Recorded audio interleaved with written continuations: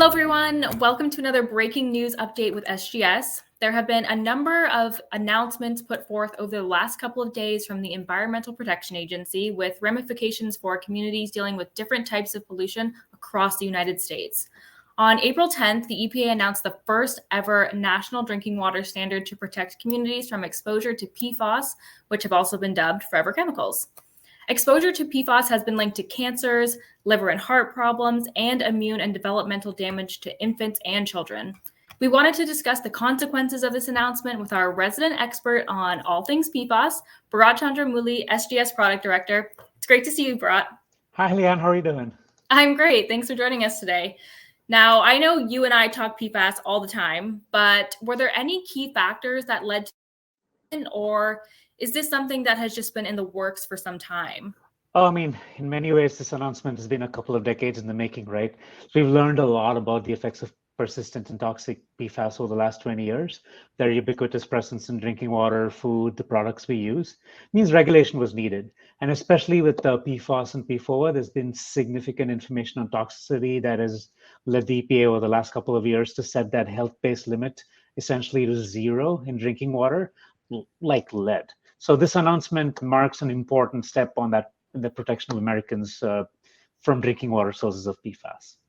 Very important. Okay, so can you break it down for us? What is in this MCL announcement?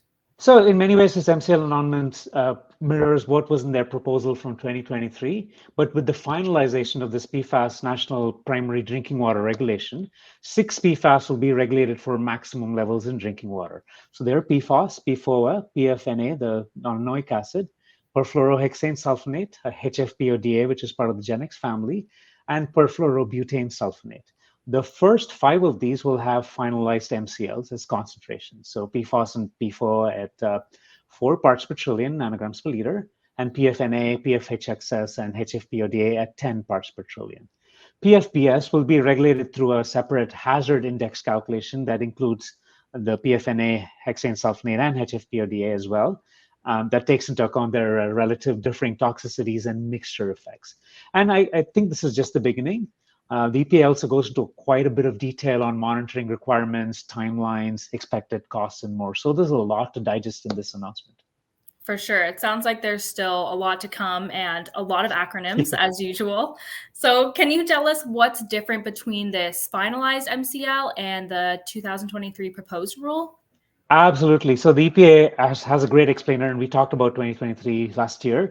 They have a PowerPoint on their website which goes into all of this in great detail, and we will be looking into this further as well. But a few quick differences to note. First off, for the utilities, the compliance deadline has been increased from 5 years to 3. To 5 years from 3, which provides utilities out of compliance more time to build the treatment systems needed. From a monitoring perspective, the biggest change was that the EPA set individual levels for hexane sulfonate, PFNA, and HFPODA. So these were originally just part of the hazard index, but now they have separate values as well. And also for the hazard index, and this is a little complicated, you now need 2 PFAS detected, not just 1, which could potentially reduce the number of utilities out of compliance. From a monitoring frequency perspective for the utilities, there's additional flexibility as well. There's a lot to go in the detail over there, but what it really boils down to is that systems in compliance can reduce to annual or every 3-year monitoring based on results from the quarterly. Very interesting. And I know it's difficult to explain in too much detail in our quick little chat here today, but can you tell us how are these PFAS really measured?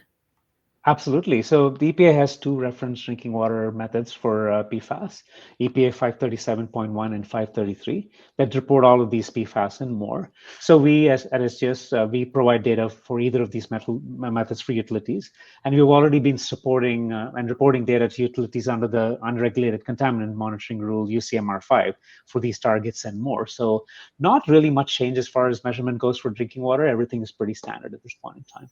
That's great. And I know we have such a robust PFAS network across the company. So how is SGS positioned to help bring these measures forward? Yeah, as PFAS moves to regulation, this is something we've been working on. We've been building capacity and service our service offering to keep up with increasing need.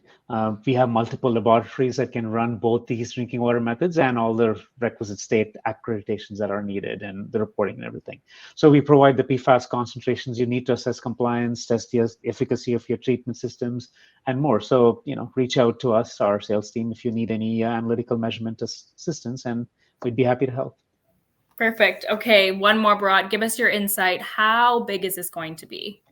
Oh, we shall see. I mean, from the EPA has estimated that about 6 to 10% of the 66,000 public drinking water systems subject to this rule may have to take action to reduce PFAS to meet these standards. So this is where the big costs are in the remediation and the cleanup needed at the utilities end.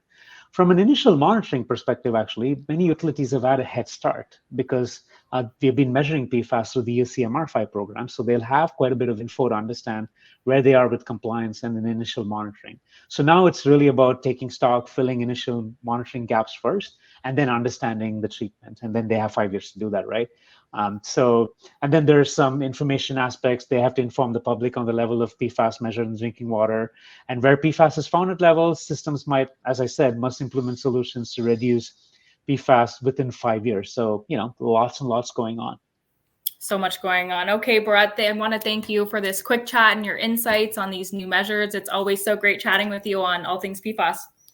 Oh, absolutely. So it's my pleasure, and it was great to wake up this morning to see the announcement. So for sure. I'm glad I woke up. Yeah. If you'd like to know more about this issue, you can always visit our website or reach out to one of our PFAS experts directly. Please stay tuned for more breaking news updates with our technical SGS experts. Thanks so much for watching, everyone.